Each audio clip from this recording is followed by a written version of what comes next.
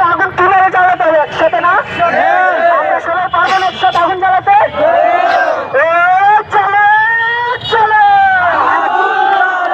খুনিদের বিরুদ্ধে। আমার ভাই হাবি ভাইয়ের আজকে মেরে ফেলা হলো। এই হাবি ভাই, এই হাবি ভাইকে আগামী 100 বছর আমাদের বাংলাদেশ আর আসবে না। আমরা কিরকম হাবি আর পাবো?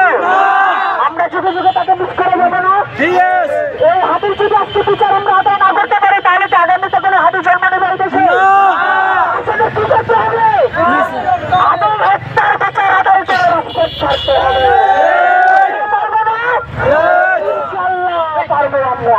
এই সমস্যার আমিষে হাবি হাবি, হাবি হাবি, আমার ভাই কবরে তুই কেন বাইরে, আমার ভাই কবরে তুই কেন বাইরে, আমার ভাই কবরে তুই কেন বাইরে, আমার ভাই মরে গেলে ওরা চাই ওরা চাই, আমার ভাই মরে গেলে ওরা চাই ওরা চাই, আমার ভাই মরে গেলে ওরা চাই ওরা চাই।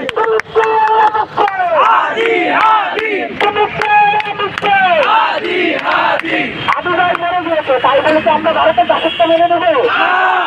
আমরা কি কখনো এটা মানবো? ভারতের আধিপত্য রাখতে আমরা এদের ভেঙে ছেড়ে গুরুমার করে দিতে পারবো না।